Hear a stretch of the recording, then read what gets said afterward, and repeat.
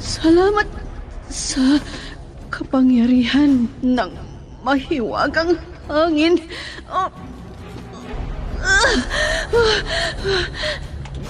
Nandito na ako sa kuweba.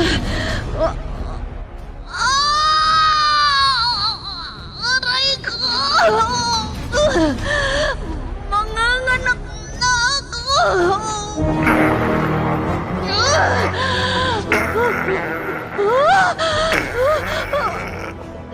Bayawak!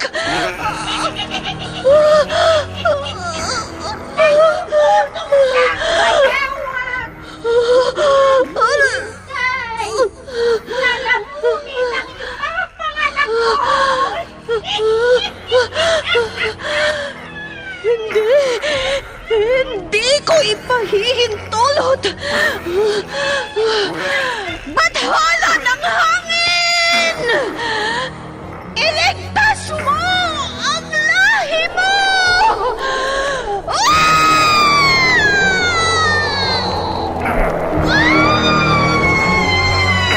Bakit hindi mo sinakmal ang sanggol? Ikaw, bayawak!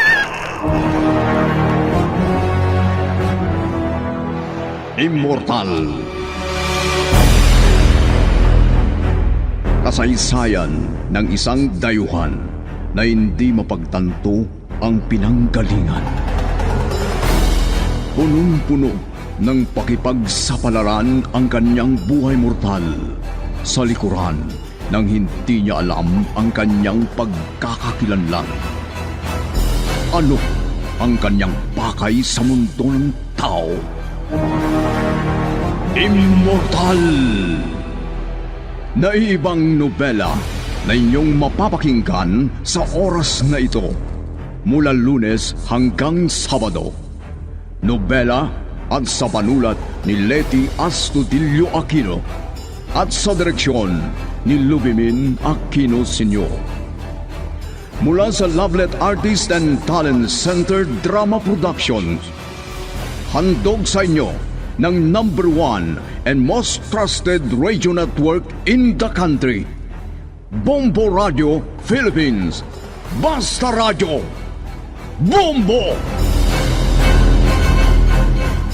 Immortal!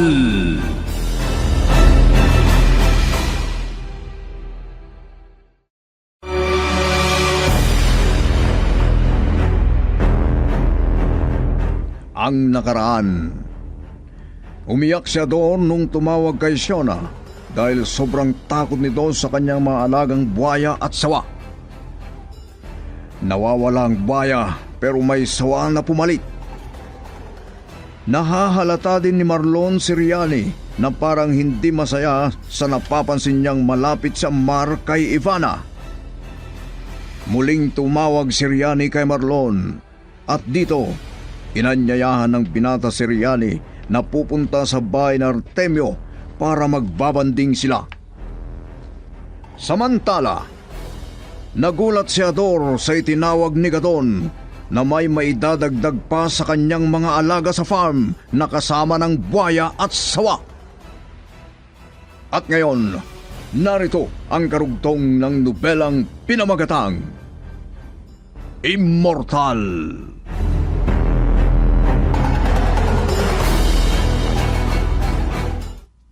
Wala si Gadon. Ano? May personal siyang ginawa. Kakausapin ko doon. Ganun ba? Paano na ngayon? Bakit? Ano ba kasi ang ginawa sa'yo ng kasamang babae niyan sa farm? Basta, ayaw ko na rito, madam. Bakit? Ano nga ba ang ginawa niya sa'yo? Totoo pala. Diabla talaga siya. Kaya ayaw ko nung makasama rito. Sige. Hintayin mo na lang na makabalik si Gadon. Kailan, madam? Basta hintayin mo. Sasabihin ko sa kanya lahat ng mga sinabi mo. Panginoon ko, maawa kayo, madam. Mamamatay ako sa takot dito. Ano bang ibig mong sabihin? Basta, ayaw ko na siyang makasama. Sabihin niyo kay Sir Gaton. Bye.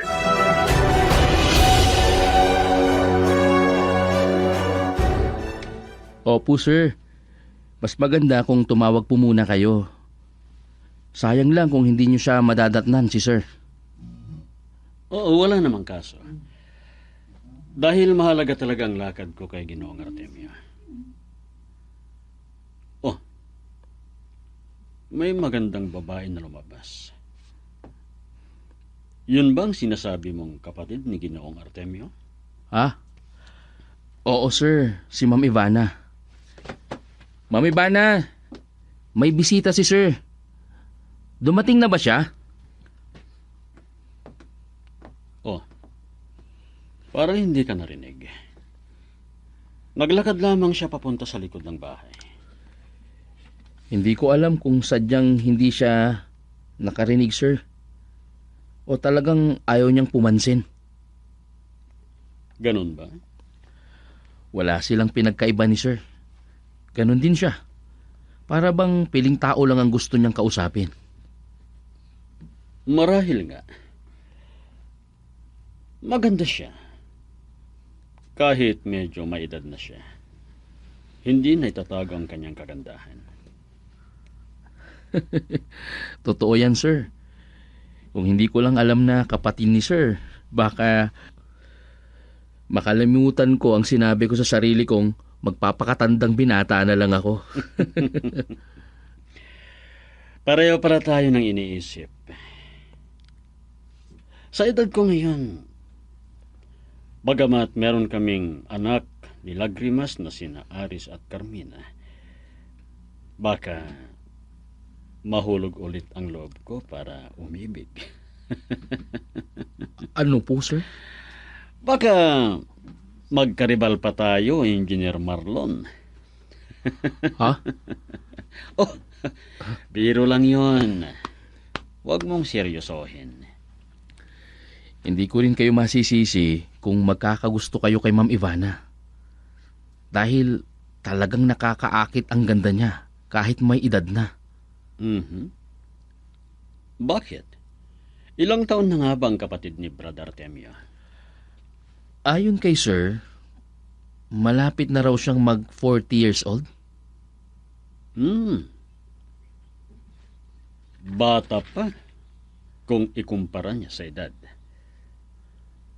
Kahit ako mismo, masasabi kong napakabata pa niya ikumpara sa edad niya.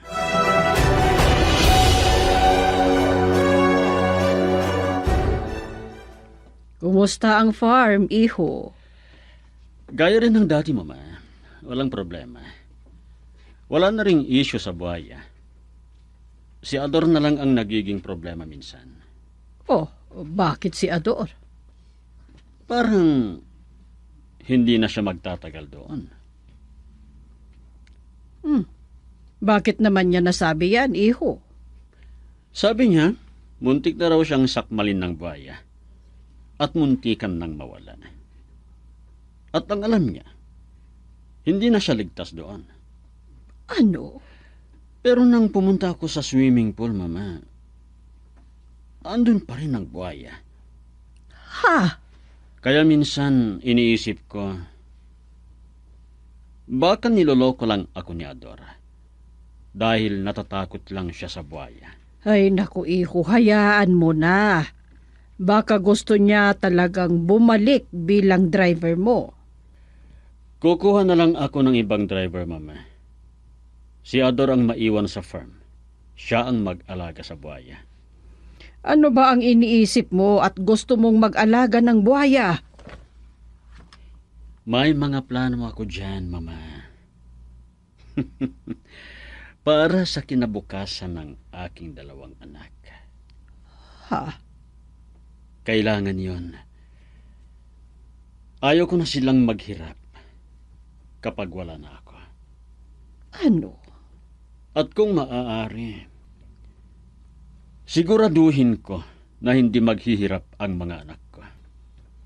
At dito ko gagamitin ang buhaya para sa balak kong negosyo. Ganun ba? Sige. Hindi naman pala masama ang iniisip mo. Pero, Anong klaseng negosyo ba yung tinutukoy mo, iho? Baka nakakalimutan mong opisyal ka rin na hindi dapat madungisan ang iyong pangalan. Wala kayong dapat ipag-alala, Mama, dahil alam ko ang ginagawa ko. Sana nga, iho, sana nga. At sana alam mo ang mga ginagawa mo. Alam mo kung nauunawaan mo ang ibig kong sabihin.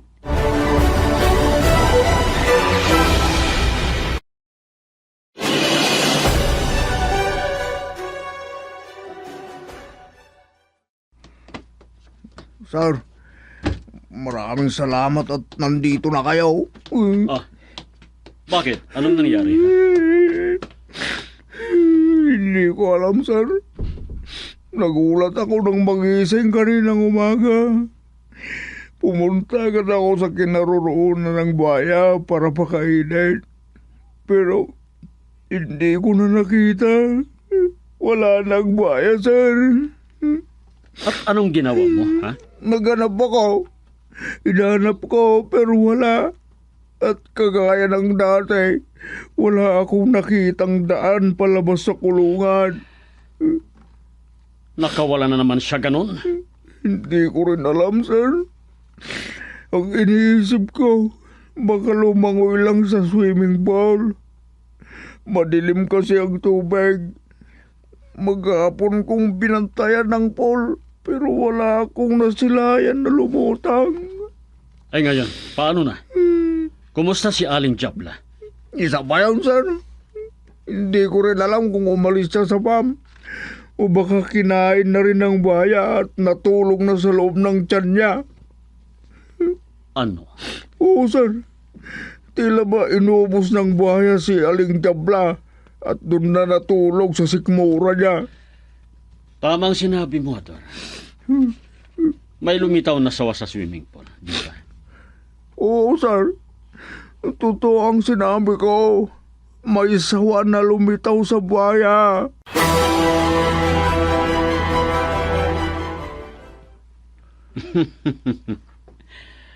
Totoo na naandyan pa yung sawa, Ador. Buti na lang at hindi pa siya nakatakas, sir. Hayaan mo na lang siya. Kunin mo yung ipapakain na dala ko at ipakain mo sa buhaya.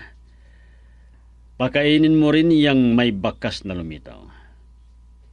Ah, Pakainin mo. Para malaman din niya na hindi ka basta-basta pinaglalaroan lamang, ha? Sige. Kunin mo na yung pagkain niya.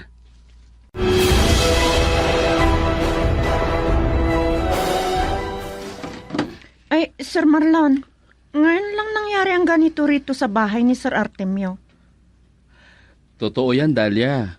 Mula nang maitayo ang bahay na ito, dito na ako nakatira. Pero walang okasyon tulad nito. Dahil wala rin namang pamilya si Sir. Maganda nga at dumating ang kapatid niya. Pero, alam mo, Sir, Ha? Ano bang ibig mong sabihin? Bakit di mo ituloy? nanibago ako sa anak ni Riani. Madalas siyang pumunta rito. Dati at mula nang dumating si Ma'am Ivana. Pero dito na rin siya nakatira. Parang ito na ang tahanan niya. Parehas tayo nang iniisip, Dahlia. Pero itigil mo na yung ganyang pananaw. Ganyan talaga ang mga bata. Huwag mong bigyan ng ibang kahulugan. Wala rin naman akong ibang iniisip. Talagang parang mag-ama sina Ammar at si Sir Artemio. Maliban sa ninong ni Ammar, si Sir, wala silang ibang kamag-anak at wala siyang ama. Oo nga, pero si Riani ang nasa isip ko ngayon. Lalo pa ngayong nandito si Ma'am Ivana.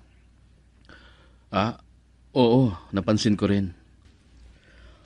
Parang lumalayo si Riani.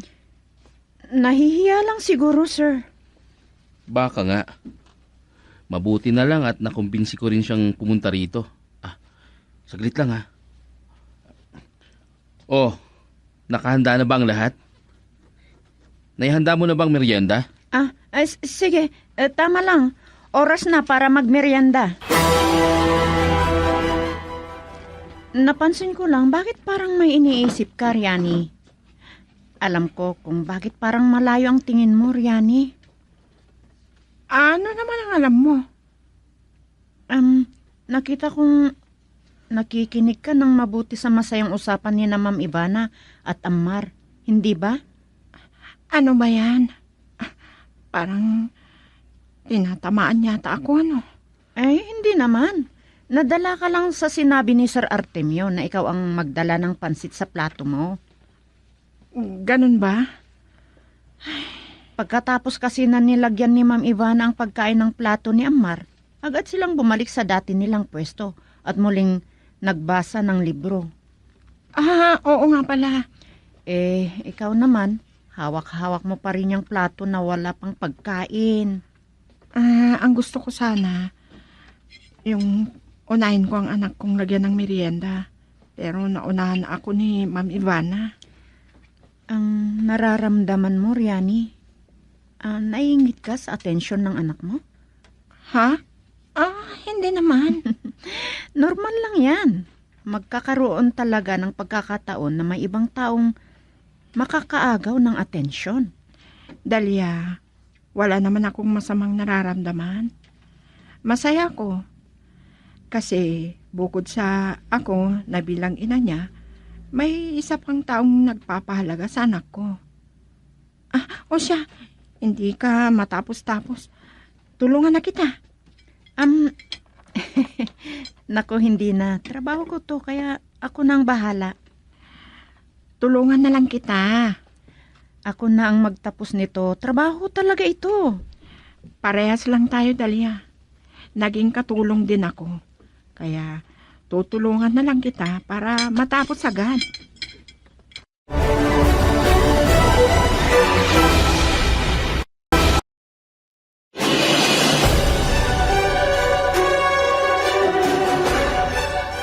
Mabuti at nakarating ka, Riani. Inimbitahan po ako ni Sir Marlon, sir. Hinahanap ko rin kasi ang anak ko. At sabi niya, nandito na naman si Ammar. Oo, huwag ka nang magtaka. Oo nga eh.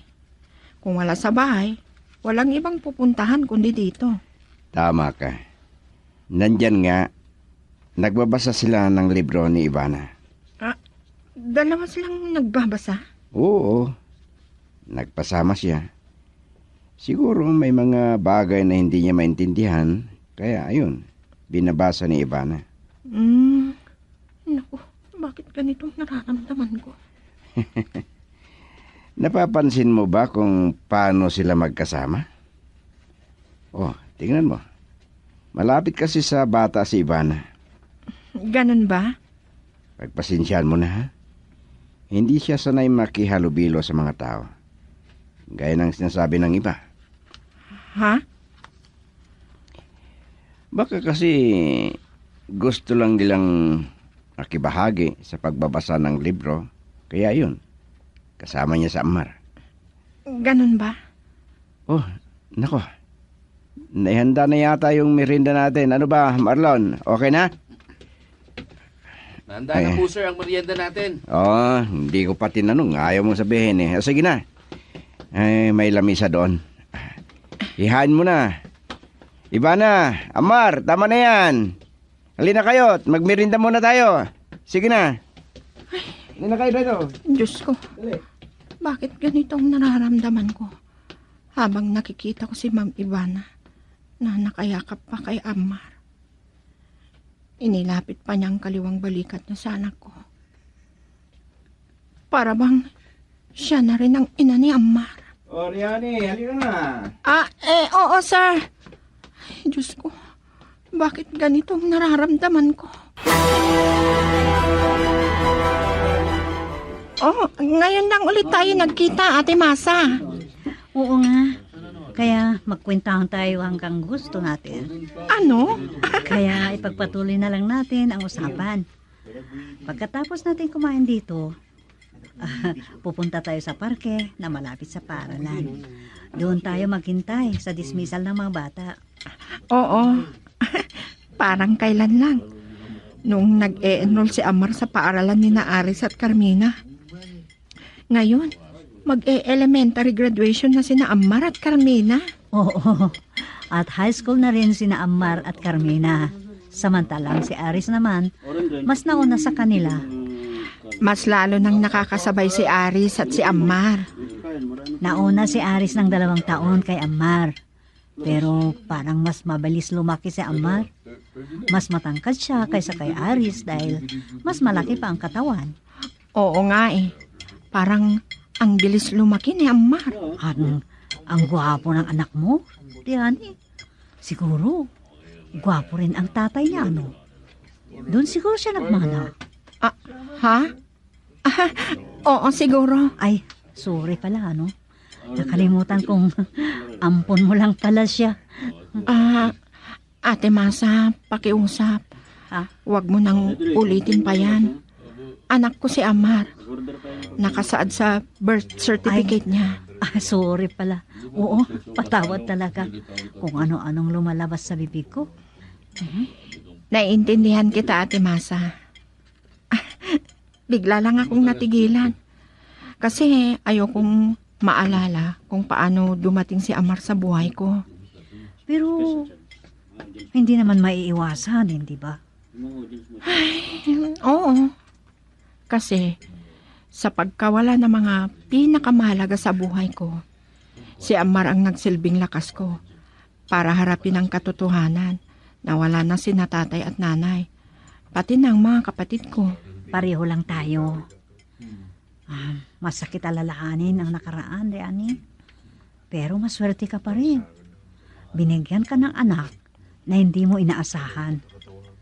Ako nga, para na rin akong nagkaroon ng ikalawang pamilya dahil itinuturing akong ibang tao. Itinuturing akong pamangkin ng naging amo ko. Kaya, para na rin sina Aris at Carmina ang magiging anak ko kung sakali. Oo nga, hindi ba? Kahit sabihin mong may pagkamakulit si Aris, ramdam mo pa rin ang pagpapahalaga niya sa'yo. Oo. At ganun na rin si Carmina. Oo nga. Mahalaga rin sila sa akin. At nararamdaman ko rin ang pagmamahal nila sa akin.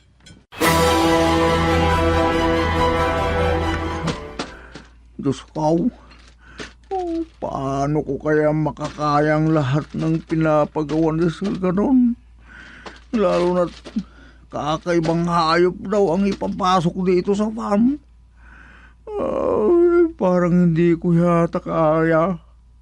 At saka, hindi ko pa alam kung ano ba yung mga ipinabili niya na i-deliver daw dito. Kung anong uri ng buhay na nilalang ang mayaw. Maganda nga ang pagkakagawa ng lugar na tinatawag niyang teritoryo ng bakod. Malawak na parang kahong screen. Walang makakalabas sa bakod. At ano naman kaya ang mga ipapasok niya sa kagubatan na pinaayos niya? Mainit pa na talukbong sa ilang puno. Siguro, malalaman ko rin lahat pag na-deliver na ang mga sinabi ni Sir Gadon.